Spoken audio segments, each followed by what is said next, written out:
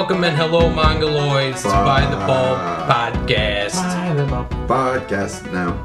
This is Brian. Jeremy. I'm Tony. And today's July 27th. 28th. No. Yeah, man. I can't get a date right to save my life. And yeah, here we are in the dead of summer in Woodland Hills, California, sweating the balls off. It's too hot. Too hot. Too hot, lady. Too hot. And yeah, we got some stuff to talk about. Came down from our Comic-Con discussions last week, which were incredibly superhero-filled. As they should be, because it's Comic-Con. Yeah, but we're going to try to, well, for the most part, change gears a little bit. Starting off this week, we're going to talk about the sort of videos that have been popping up online. These, I don't know, I think they're fan-made, right? Yeah. Fans using the Unreal 4 engine to do some pretty cool stuff. Yeah, we there's this one, some of you guys have probably seen it, where the main one is somebody redid Resident Evil 2 with the Unreal Engine, and it looks pretty. I mean, I was watching it, and I don't know about any of you guys, but when I was a kid, zombies were like the penultimate of fear. Like, nothing could be more terrifying than a zombie. And like, I was just watching that, I was like, oh my god, they're everywhere. Oh my god, he's running. Like, oh my god, they're breaking through the gate. You need to like. Yeah. And it was really cool. And I feel like if they made a game, like if somebody actually redid the whole, I would definitely watch someone play it. I don't know if I could actually do it. I don't know about if they're like the pinnacle of scariness. Like, they were the most entertaining. Yeah. I think the thing that scared me the most as a kid was just demon-possessed dolls. Yeah.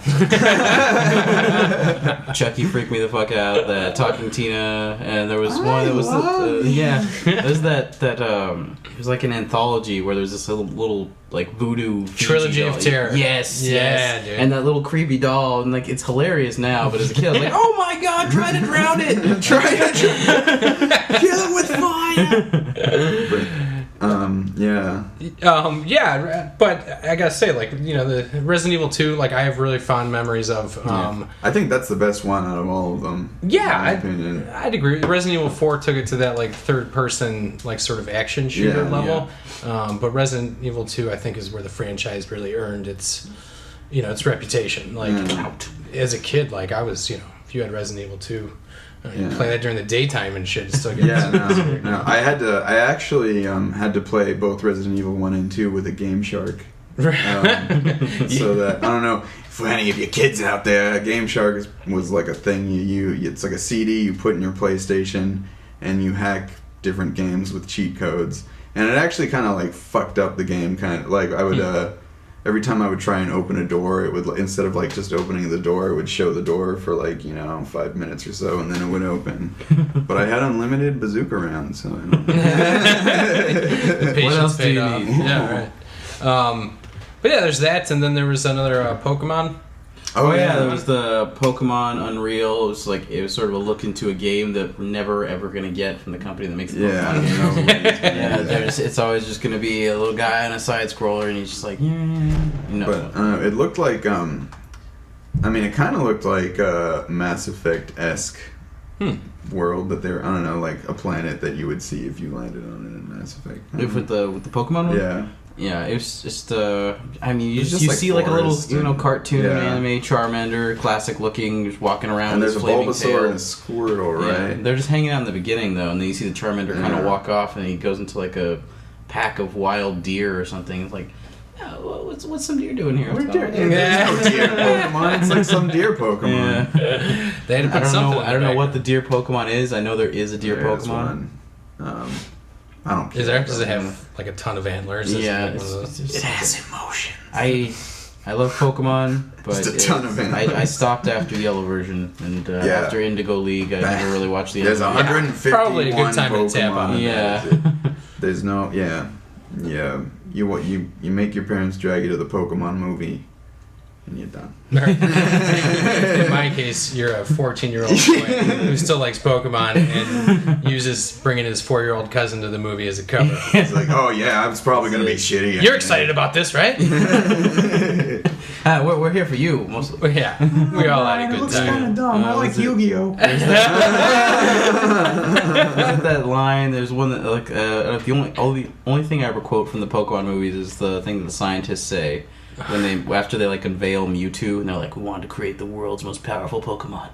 We succeeded. And he's just staring at his fucking ball fingers. What am I? But how about that like opening cartoon, like Pikachu's fucking, acid trip or whatever, like they're all hopping around and stuff.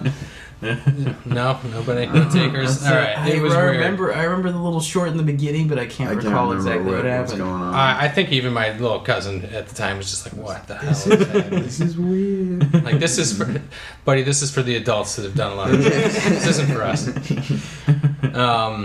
So yeah, I don't know. That stuff looked pretty cool. Whether it's fan made or not, like.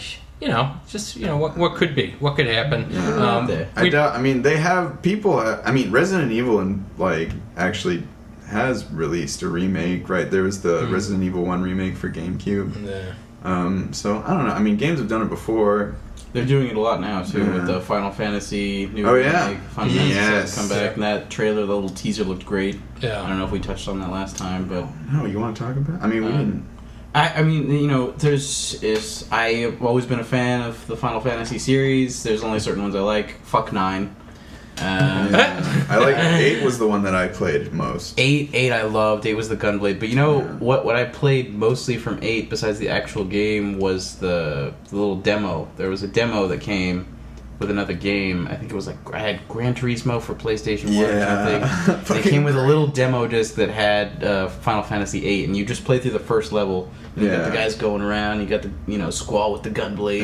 It's like, the gunblade, that's so awesome! And then it shows you a little cinematic of him fighting with forget who the other Cypher.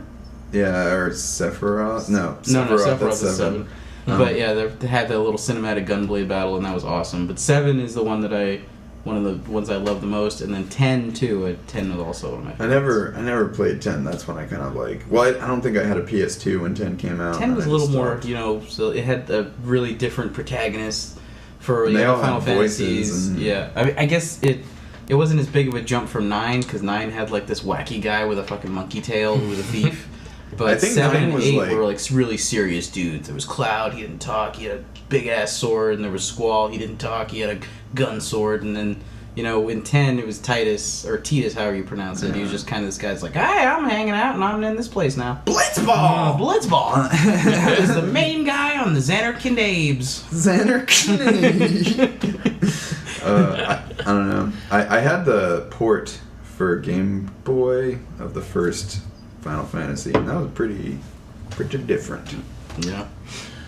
Yeah, those ones I know nothing about. I had a good time with Final Fantasy 3 on the DS for a time, but that's just straight up, just turn-based, pretty hardcore dungeons and stuff. As I recall it, I didn't get through it. In Final Fantasy 1, you actually you don't meet different characters along the way. You actually have to go to a tavern and hire a party, and I want a red mage and I want a fighter.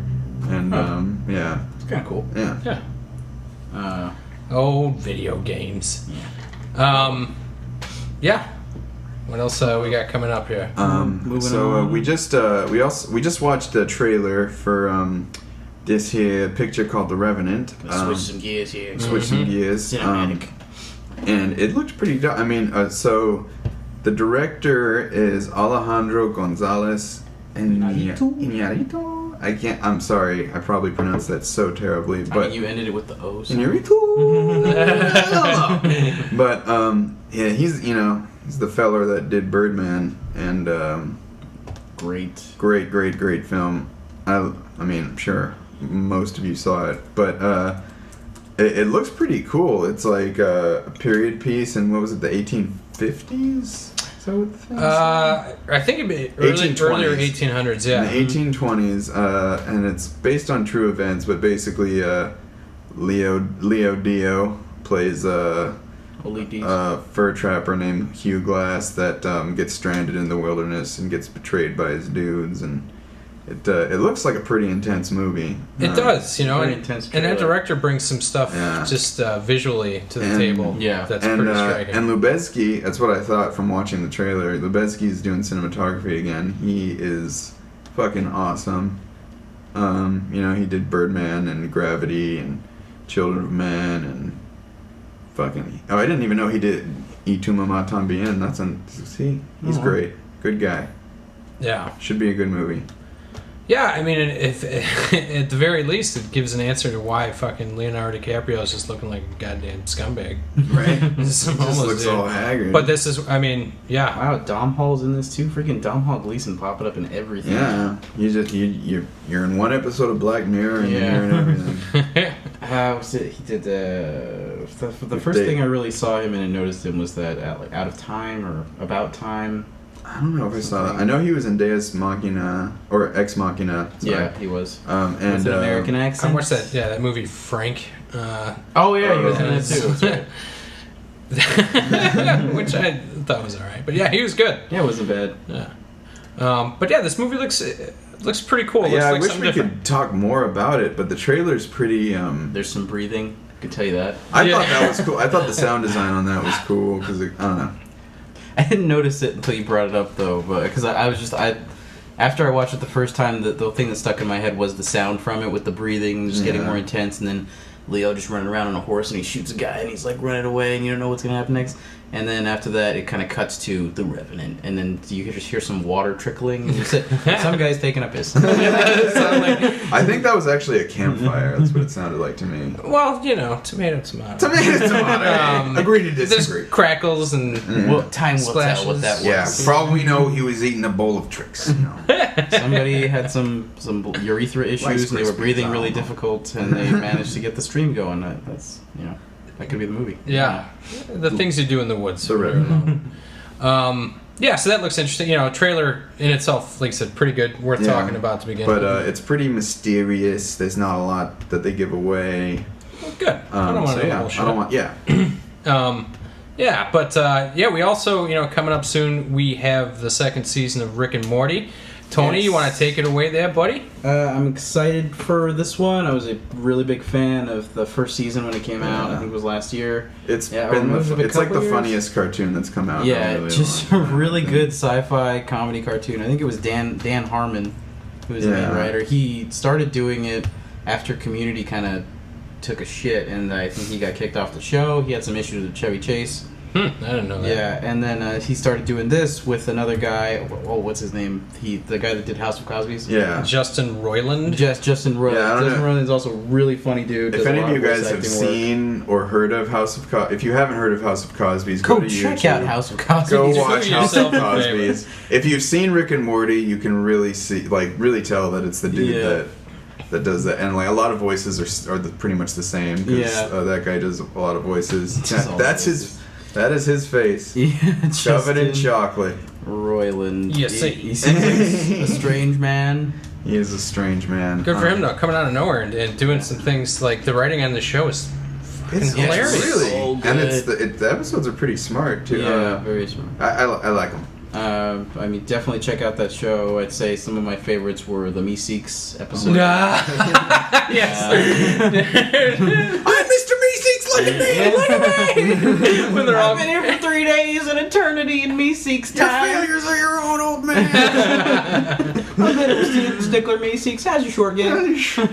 Was it you want to knock 2 strokes off his game? Yeah, and he just could not. Anyway, we're just jabbering nonsense if you don't know what we're talking about. But. Yeah, seriously.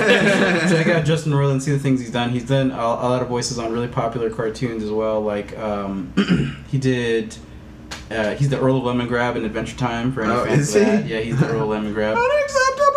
And he was a character in Gravity Falls. Gravity Falls is a pretty popular cartoon on Disney Channel. It has had a lot of issues with the production. But he's like the time guy named Blendon Blandon who goes back and but he's doing some good stuff. And Rick and Morty, definitely check it out. Yeah. Also House of Cosby's. I'm Bathtub Cosby. You see, Ruby. So yeah, we got that, and some sort of smaller news, I guess, coming to light. This guy just seems to want to do it and then back out of it and then come back again. Mr. Mark Hamill, who gets 2 episodes in a row now. We've mentioned Mark Hamill, but he's coming back to voice the Joker for the Killing Joke animated movie that DC is going to be coming out with next year, which is great. I mean, I think. As far as voices of the Joker go, he's the best. Want him, right? He's the best. But he's pulling he's pulling a Miyazaki. He's like, I'm going away, guys. I'm done. I swear. I'll come back for this. He's just. I don't know if he's the best Joker, but he's the Joker that I grew up with. Because when the Batman animated series was on WB, I was still like a pretty little kid. So that was my fucking shit. Yeah. I had like so many goddamn Batman toys. Yeah. As did I. Right, and we're part of, I think, a pretty big generation that has that. If you've ever checked out, I don't know, that it's not the Batman, it was not very good necessarily, but they had the same villains, but just way over the top. And the Joker that was in that had this gigantic head and huge. Oh, was that Batman the Brave and the Bold or? No, but that wasn't bad. It's more of a kiddie sort of every. I always wanted to watch it though because it seems like it's got a lot of good stuff going on. A lot of people really liked funny. it. Yeah. Brave and the Bold? Yeah, Brave and the Bold. Yeah, man, I enjoyed that. I know a lot of people liked it because it was it was pretty close to the. It was a callback to Golden Age, right? Yeah. Golden Age Batman. There's some episodes with Jonah Hex, I think, also. Yep. Jonah Hex. The only other thing I'd seen him in before that was just the Justice League when they go back in time and they meet Jonah Hex. Yeah. There's some good episodes, man. Justice League is great. That was a solid great show. That's why I'll always be disappointed when they tried to bring something that level of DC Universe back with Young Justice. And it was such a good show. Just did not find an audience. They just could not get kids to watch it. So they put it away and they ended it on kind of a shitty note and brought in Teen Titans Go, which I'm not talking shit about Teen Titans Go, but Young Justice was really solid. Kids, See, I don't want to get off the rails, but I was really into the Teen Titans cartoon that originally came out. Yeah, it was really awesome. So good. So I haven't had every time I've seen Titans Go, it's just all right, this is just an even more dumbed down, childish version of that. Well, it's when the original show was on, everybody was just complaining about the cartoony kind of anime elements of it, right? And this is just that. Yeah, right.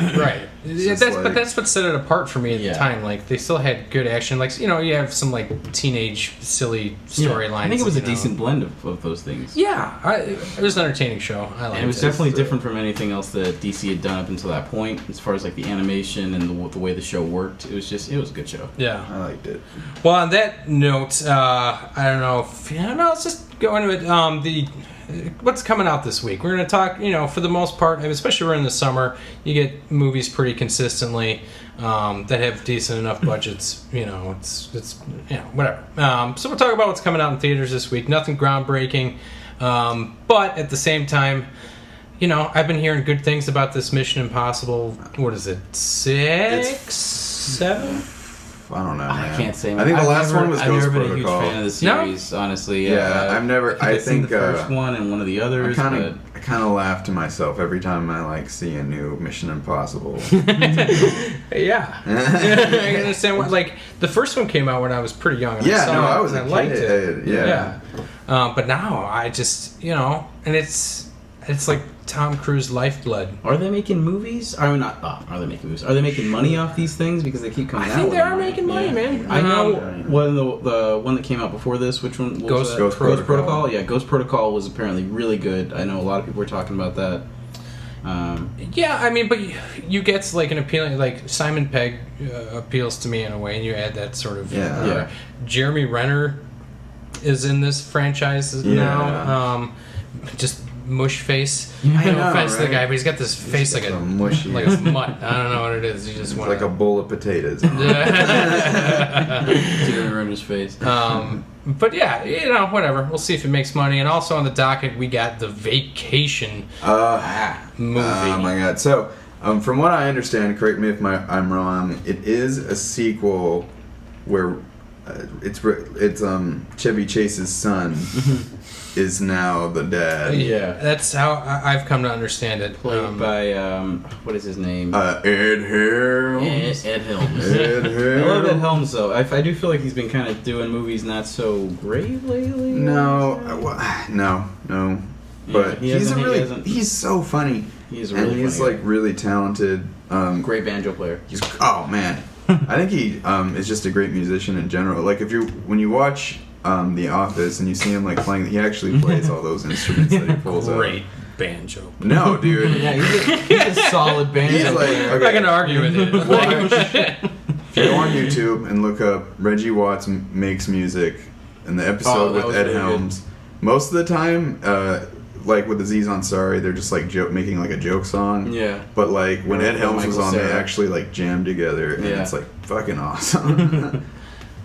Yeah. I still think out of all the Reggie Makes Music sketches in that show, the one that still sticks out to me is Friends and Pies with Michael Cera. Yeah. He's just like, give me something, Michael. And he's like, friends and pies? Friends and pies, pies and friends forever. Got bit by a cake bug. Yeah, what's interesting though, okay, because Vacation, so Ed Helms is supposed to be Rusty. Yeah. Just worth mentioning, I think, is the development and how much Rusty has changed throughout the years. In just regular, the original, Vacation. Yeah, he was played by several different Anthony guys. Michael Hall. Yeah. Christmas Vacation, Johnny Galecki. Who's Johnny Galecki? Johnny Galecki's that guy. That's from Big Bang Theory. He was. I think he was in first though. It was Roseanne. He was. What the hell is his name in friggin' Roseanne? David. It's just David. I thought it was like. David. I thought it was a boner or something like one of those. Where like the neighbor kid's got a weird Beans. name. Yeah. You know what? Whatever. I've been getting bad sort of press. I mean, were you really gonna go see it in the theater anyway? No, I wasn't. I don't even know if I was gonna see it, to be honest. Yeah. I mean, it's a red boxer. Yeah. If you're in the mood. Like it's. I mean, I'm not gonna totally discount it. Pretty low scores on most things. It just seems like why. So like a 15% red boxer, 15% chance when Well, you're walking by the red box. I just want to what haven't we seen? Did they like?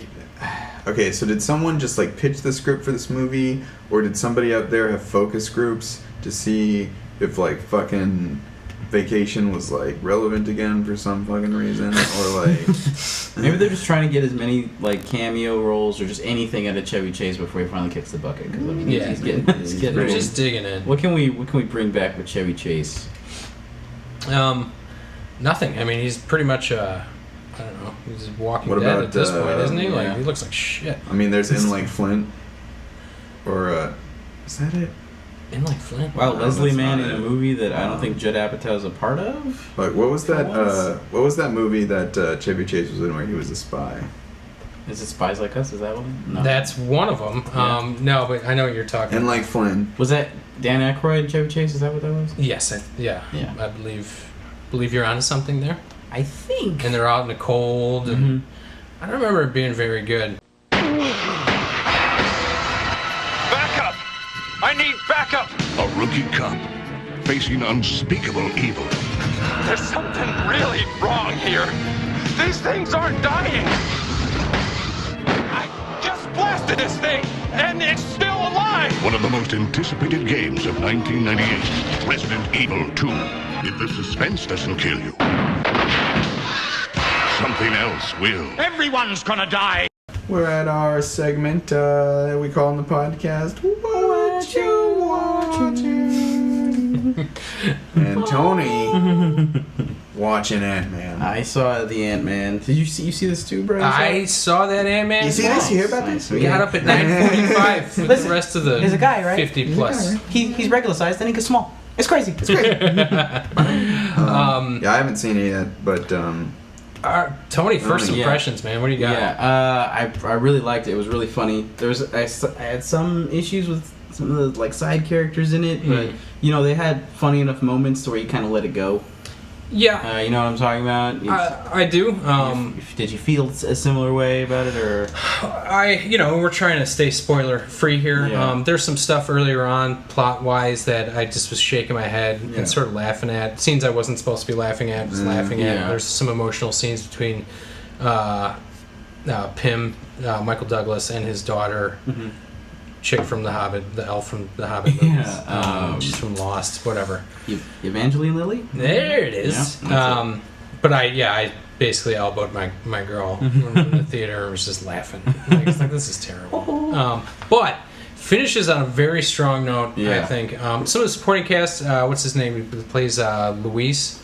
Ooh, Luis. He's been in a lot of things. I thought that his comic relief was well. I mean, the whole thing, it's not to be taken seriously. His one, it's not meant to be taken seriously, but his was one of the things I liked his character, and I thought he was funny. Mm-hmm. And there's some stuff that they established about him that paid off later that you kind of like, oh, okay, I'll accept that. Totally. Yeah. But he had some jokes. Just Michael Pena. Michael Pena. He's been around for a while.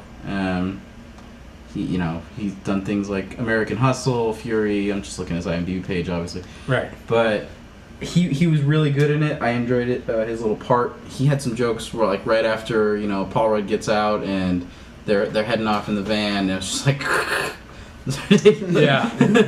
Just the way he delivers the lines with that fucking grin on his face. Right. Totally. It's so good. It was really funny.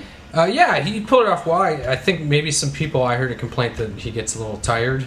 Like they give too much of him? A little bit. I can see that. But, he had enough parts that I enjoyed that I'd be willing to look past that. But the whole trio of those three guys, the three guys that wind up, helping, getting with Paul Rudd and doing what they're going to do with Ant-Man. Yeah. Scott Lang in the movie. Right. It's just, they seem so... I don't know, like caricatures, I guess. Like, and I know it's a comic book movie, and this is kind of a ridiculous criticism to have, but it was distracting. I feel like, I agree. You got the hacker guy, the Russian dude, whose face he's from The Dark Knight. He's one of the Joker's henchmen. His name is David Dastmalchian. He's got this. Yeah, it was bugging me.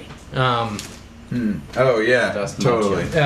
And the other guy was T.I. I guess I'm supposed to know who that is. It's just some white guy who doesn't give a shit. T.I. It's just not my. I've seen his face around too. I don't.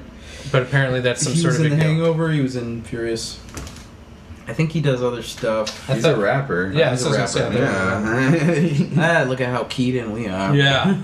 You guys. Really, I was like, that's that T.I. I was like trying to make sure there was another T.I. No, it's that T.I. It's the only T.I. Haley Atwell had a little cameo as Peggy Carter. Which one was that? Oh, yeah. Okay. Yeah. Yeah, dude, you know what, like, as far as, especially, we got Jeremy sitting here and just sort of like, what? All right, I haven't seen a thing. Just from me to you, Jeremy, it's just a smaller scale Marvel movie that doesn't take itself seriously at all. And worth seeing, maybe. I'll still always wonder what Edgar Wright's would have been like. Yeah, that was distracting me too. Like the first, I'd like give myself a little pep talk to shut the fuck up and stop thinking about it. Yeah. Like a half hour into it. Maybe that's why I'm sort of down on the first part of it, because I was like, man, they're just this is just, they're trying to just do it as quickly as possible, because they didn't move the release date back at all. Yeah. So there was just a fucking rewrite and like, all right, this thing's getting made. Right. Well, I guess they used the majority of the script. They did? Yeah, like there's conversations where you're getting information like almost in a very Edgar Wright sort of way, like very quick dialogue. It's a clever way to edit for the most. You know what I'm talking about when there's like sort of this game of telephone that they play. And I think also one of those parts is that throwback, like they have a little conversation in the beginning, and then Michael Pena's character is doing something later on that you kind of accept just because this one line. He just says one thing. Yeah. And then you're like, okay, I'll believe that he can do that. You know? Right. Yeah. Just enough establishment, you know. That's the thing. But worth checking out. I'd say go to North Hollywood at the cheap theater there. Yeah. Get a $1 hot dog. Oh, I love see those. in 3D for $5. One thing I think we do got to mention about this before we wrap up on it. Ant-Man had the lowest grossing opening weekend in Marvel movie history. Really? $28 million.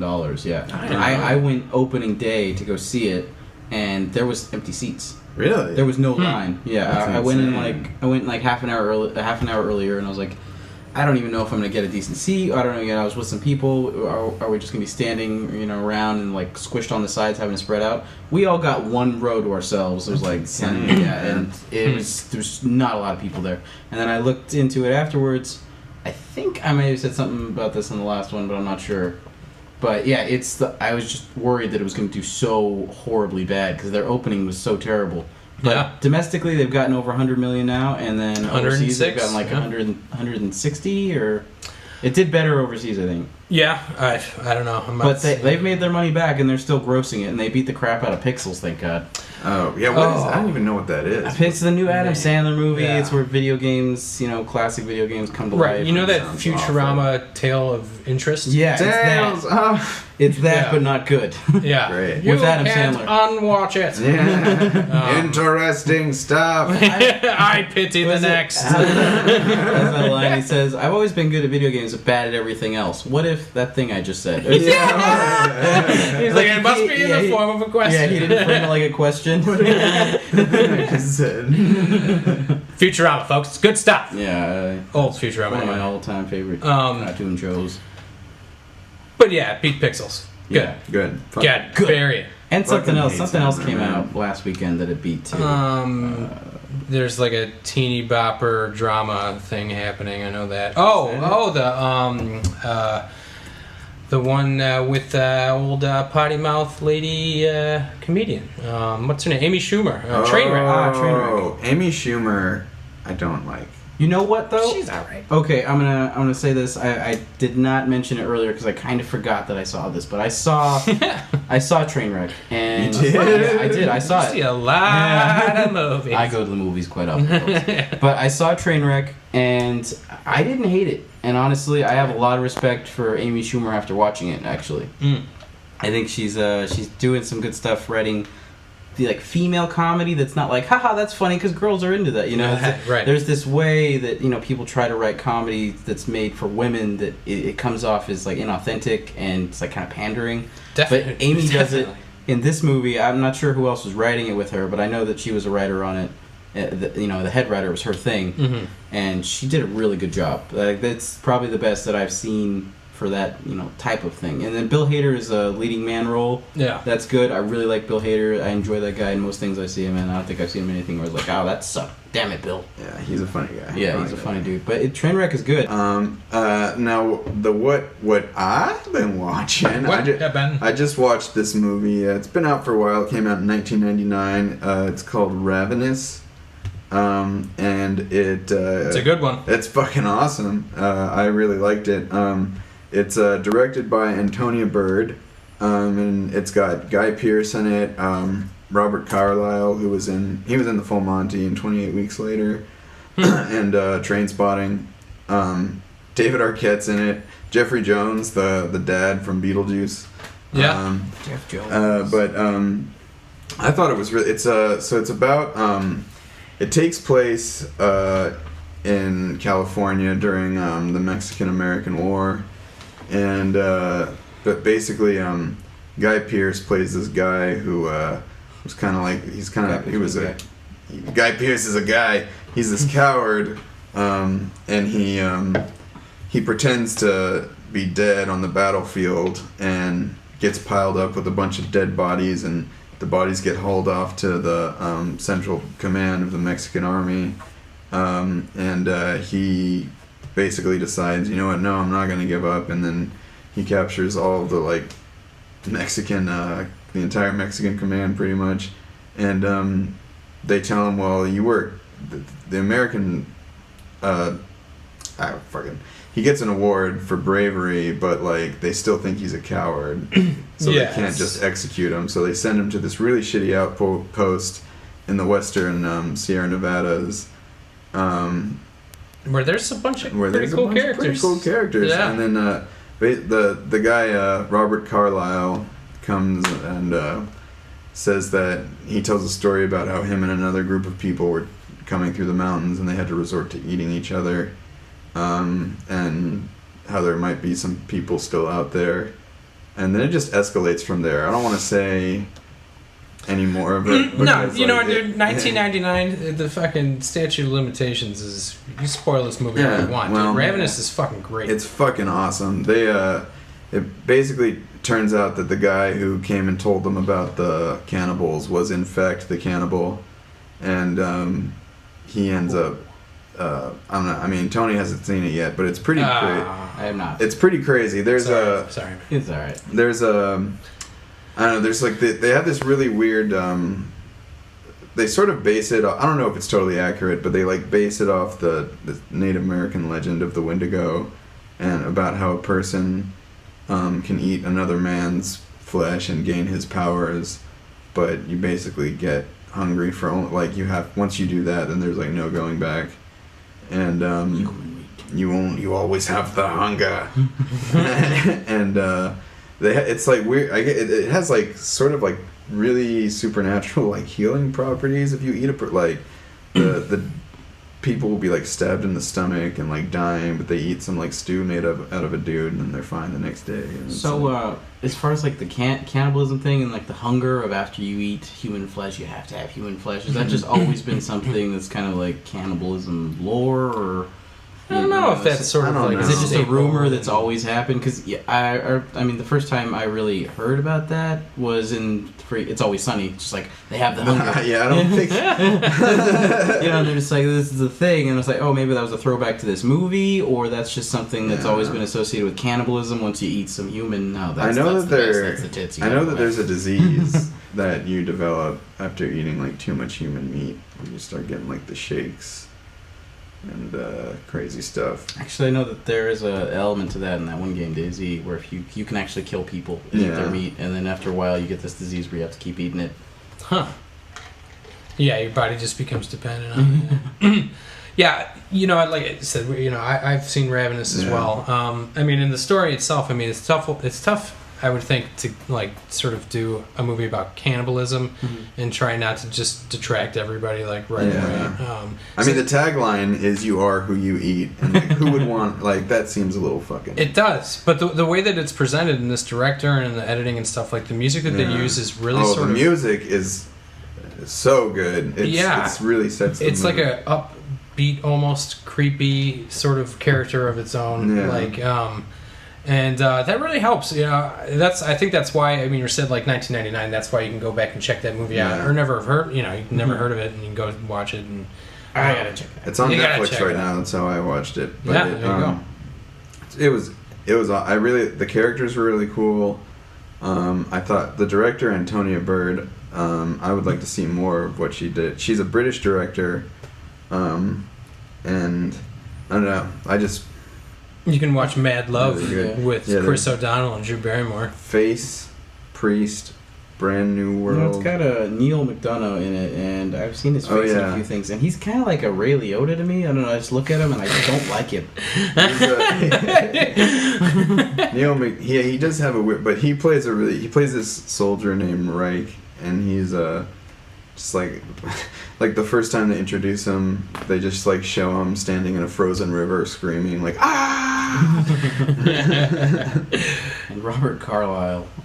Yeah. Unfortunately, the first thing I ever saw. No, actually, I did see 28 Weeks Later, but I forget that he's in that. Yeah, he's in the full Monty. He's the cowardly father, right? Yeah. Yeah. But the thing that I associate him with now is this ridiculous program that some people may have heard of called Once Upon a Time. Yeah. Where Robert Carlyle plays Rumpelstiltskin. Really? Yeah.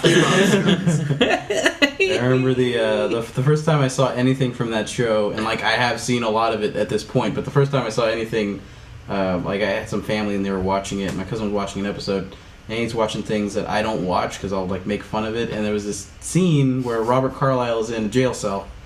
And he's talking to a woman, and then she's like, "What's your name? Tell me your name." He's like, "Our name is blah, blah, blah." She's like, "Tell me your name, Rumpelstiltskin." It's like a really intense scene, but the payoff is he's Rumpelstiltskin. I was not seeing anything. I was like, what the hell is this? But yeah, it sounds like they turned it up a notch, huh? they tried. He's trying. Yeah. When it's least expected, you're elected, you're the star today. Smile, you're on Game Boy camera. It's fun to look at yourself as other people do. How's your sense of humor? There's a rumor, laughter's on its way. Smile, you're on Game Boy camera. Yes, with Game Boy camera, you can turn photography into photography. Smile, you're on Game Boy camera. get ready to feel old, fellas. I don't know. Well, I feel old. Arachnophobia is 25 years old. 25 years old.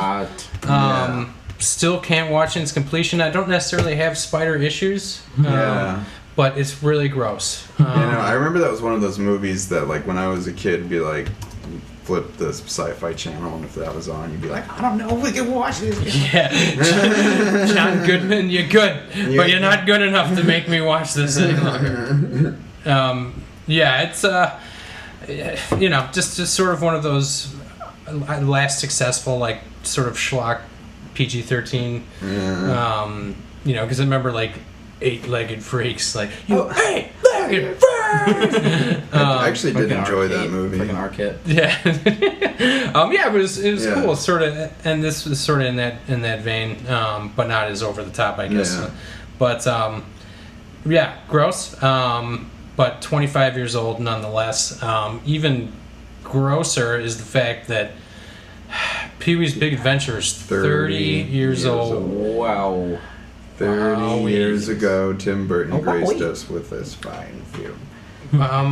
And you know what? Like, I had to get out of the stage where I wasn't absolutely frightened to watch the Large Marge scene. Oh my god. Tell a Large Marge sent you. Oh man. And when they pulled her out of the ring, like that. Yeah, that like stop motion, claymation. Like, just terrifying. I love absolutely. What'd you get locked up for? You know that little tag on the mattress that says "Do not take it." I ripped it right out. The movie is great, and that also on Netflix. Pretty up there for a while now, and you just take a look at it. It's just like, man, you shake your head. It's like, man, how did it never come out with shit like this? Yeah, the movie's weird. Yeah, but Pee Wee Herman, I mean, he's coming out with something else soon, right? Like, so he's got some stuff in development. I feel like I've heard his name. I know a couple years ago he did a tour, like a live show of Pee-wee's Playhouse. Maybe that's it. Yeah. But, and I guess last wrapping up this little segment here is Stanley Kubrick birthday, I believe. I'm not very good at math, folks. He would have been like 89 years old. He died in 1999. That's way off. 87. 86. Somewhere in there. Died while in the middle of production of Eyes Wide Shut. It was right after the movie was made. He died actually a week before it came out in theaters. Oh, okay. And he was supposed to direct AI right after that. Whoa! But then he died. I didn't oh yeah, you like that? Yeah. Yeah, old Spielberg tried to play Kubrick. And how'd that work out for you? That's why. Yeah, not great. But Kubrick. Damn it. I feel like all of Stanley Kubrick's movies are like on my list of favorite movies. Every single one. Well, not every single one. I mean, Killer's Kiss is like alright, but The Killing is really awesome. The Killing, Doctor Strangelove, fucking 2001, Paths of Glory is fucking awesome. He directed Spartacus, and that one wasn't really his. I think they fired Kirk Douglas was producing Spartacus and put most of his money in it, and he didn't like the way that the director that was doing it, so he fired him and got Stanley Kubrick to do it, and he didn't like it because it was mostly Kirk Douglas running the show, and he couldn't really do what he wanted to do with it because Kirk Douglas was paying for it. It's just a hired goon. Yeah. I would. Barry Lyndon, I have a lot of respect for. I love Barry Lyndon. I do not love Barry Lyndon. I think it's a great movie. Oh man, it's just like nap time. You have to be in the mood. I've never been in the mood.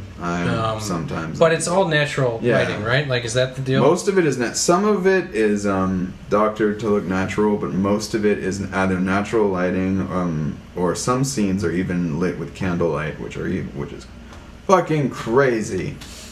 That's insane. Yeah. If you've ever tried to use a camera, even with like a light bulb in your house, it's hard. Setting yourself up for failure. Yeah. Well, yeah, I mean, before the Eyes Wide Shut, I mean, he hadn't made a movie in like 12 years, which was Full Metal Jacket. Yeah. I don't know, man. Great one. Stanley Kubrick, right? Like, I mean, you're looking at this list here. Clockwork Orange. Clockwork Orange. Well, all right. The Shining was my introduction to anything Kubrickian. Yeah. I think 2001 was my first. Actually, Yeah. I think Full Metal Jacket was my first. I was way too young. All around this, yeah. Same Way thing, yeah. too young. Clockwork Orange, I saw way Yeah. too young. Like, but yeah, that little sweet spot, at least for me, between Doctor Strangelove and Full Metal Jacket, doing a nice little bunny hop over Barry Lyndon. I like Barry. I haven't seen Lita yet, which is bad. But Doctor Strangelove, still, if I put that on right now, I'd be laughing. That movie's hilarious. Yeah, man. And, you know, it just, I guess that we mentioned this guy's birthday in particular just because he's had something. If you want to call it genius, Stanley. I think you have the right to do so. He was definitely out there. And, you know, and we can't discount, you know, the moon landing conspiracy. There's a little bit of, like, mystery surrounding this guy, in a way, which is interesting. I think that his name will be one that, you know, I think a couple of generations from now still be talking about old Stanley Kubrick. Oh, yeah. Yeah. You know, but, yeah, it's a tip of the cap to him. And that's what I got. You guys got anything else you want to get off your chest? I can't say that I've got anything else. Well, I don't know if I've talked to you guys about this. This is something I just like to say, and maybe we can use it, we don't, but we last time we did the podcast, I was wearing a Sunnydale High School t-shirt. Yeah. That I got from Comic-Con. Yes. And that day I went to go see, I think it might have been Ant-Man. Mm-hmm. And when I was at the movie theater, this woman comes up to me and she's like, "Oh, it's Sunnydale High School, like Buffy. You're a fan?" And I was like, "Yeah, totally. I love that show." She's like, "I body doubled on that for like 5 seasons or something." I was like, "Holy crap!" That's awesome. Her name, I just looked it up. Just did. Sophia Crawford. Stand there for a second, and I was Sophia. like, and I was I'm like going to check asking out your her- body and see if you can pull it up. Oh, she had it. I asked her if she was still doing stuff, and she said, "Yeah, she actually is off on injury right now because she just did something on Supergirl." Oh. Yeah, the show that's coming out pretty soon. So she's still going around, petite lady doing some crazy stunts. Yeah, definite stick tap to you. Anybody can do stunts. Yeah. You're fucking crazy. Yeah, That's insane. That's But yeah, that was a neat little thing that happened just because I was wearing that Buffy t-shirt and didn't expect that. But Sophia Crawford, she's doing stuff. Yeah, she still got it. Got a lot of credits here. Still a good-looking lady too, gotta say. Been working since we've got a first gig on Mighty Morphin Power Rangers in '94. Really? I did not go that far. That's awesome. That's so cool. Up to Insidious Chapter 2. So, yeah, I wish I would have been able to. I wish I had known that, so I'd be like, "Yeah, I loved your work on the Mighty Morphin Power Rangers." That was. Ooh, yeah, right. But like, which one was she? She was the Pink Ranger in the movie. Oh, yeah. Oh, really? Yeah, she's the Pink Ranger in a few episodes of the show. So it was, that's. And the Pink Ranger, you know, if you remember your first. Kimberly. When you're a kid, the you don't really Ranger. understand what the thing is about girls yet, but Pink Ranger, something goes on there, and I was like, that's weird. A turning point. You're gonna get. I feel strange when I look at her. A little bit of Ivan Ooze when I think about it. Yeah. I always wish that there was a good counterpart to her though, because like you had Trini, who was sort of like plain Jane, like to me, like it's like, man, we could have used, you know, a nation with some pop, you know, a little something there. We just get ho hum. But yeah, poor Trini. Kimberly was good too. Yeah, obviously. Yeah, other than that, we, try to stay busy in our own time. Obviously, we got the podcast. Be launching a website soon. Yeah. Gonna take our time, want to make sure we do a decent enough job and don't just shit the bed. Yeah. But we also, like I said, we like to get involved in other stuff. So we'll start, if you guys want to talk about anything that you're doing right now, you might want to mention. Oh, man. I mean, we can just talk about Horror Hotel. It's coming out. Yeah. It's still the working title, right? We haven't really come up with a good one. No solid There's a title. movie called Horror Hotel. There is. is. Yeah, so. Well, I figured we always just had that as something. Yeah. Right? That was never the idea to use that as the name. Right, but that's like it just captures the idea of it to us, so we know what we're talking about. So, I mean, we've been working on the website for Buy the Bulb for a little while now, and even before that, we've been working on this web series that we plan on coming out with. you guys want to like talk about a little? Yeah, it's just sort of an idea that we've been floating around for a while now, of just sort of a mystery science theater-esque movie riffing web series that has a sort of sci-fi horror element to it. Where I don't know, you want to? Well, yeah, I mean, we've got a couple of characters that basically work in a place where, you can pay to murder somebody if that's what you want to do at this point in time. And we're the cleanup guys, and we go and we clean up the dead bodies and sort of loot what we can. Just scrape them up. Yeah, humans are low on the totem pole, and we're sort of vultures and just getting what we can and living by on that. And our boss, who is played by me, who's Jeremy, who's an interesting. We don't know what he is, but he likes to pay us. You'll have to watch to find out. Right. He likes to pay us in media, like old media, so we get basically brought up with a bunch of random stuff. Since they have a shitty job, then they get paid in shitty media, which is really bad. Public domain movies that we don't have to pay anybody to show. Exactly. But but it's our only connection, Tony and I, it's our only connection to really humanity. Yeah. And we're sort of trying to we treat it like history, but we don't really know any better. Yeah. And it's doing our best at it. Right. And we're having fun with it, and that's sort of the point, I think, is just make something that we feel good about and are enjoying, because we're about to get into some stuff that we're probably not going to enjoy in the next few months. Yeah. So hopefully we'll have like the first episode done by the end of the summer, and everybody can check that out. I know when this episode will be posted, so it can reference you to that. Yeah. But we got that coming up soon, so look forward, folks, to some By the Bulb content. By the Bulb. Also working on a comic, which I'm also going to host through the website. It's I don't really want to give too much away right now because I'm still kind of figuring it out. But basically, the first part of the story arc takes place in San Francisco, and there's these three siblings, and one of the main character, who's the sister, and then two brothers. Then the main character, who's the sister, it's her roommate, and then the two brothers and her, and they're trying to get out of the city because there's waves sort of engulfing San Francisco, and you don't know why, but there is a reason for it, and they're just trying to get out, and there's kind of strange elements. I want different things going on with it. Like, one of them kind of knows what's going to happen before it does, so they go and do something else, and then one of the brothers actually winds up going off for a little while, and it turns out he's been kind of possessed by something. So I got a few things working in this. This is also going to be streaming through the By the Bulb website. Yeah.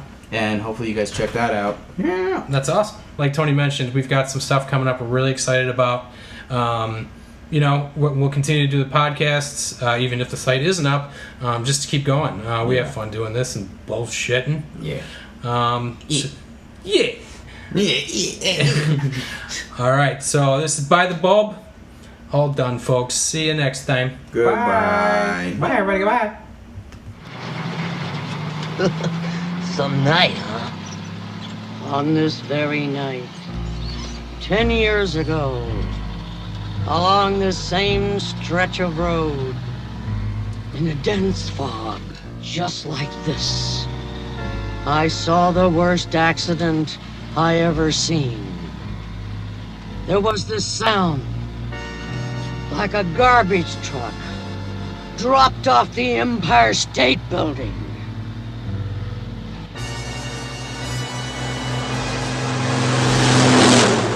And when they finally pulled the driver's body from the twisted, burning wreck, it looked like this. Be sure and tell them Large Marge sent ya.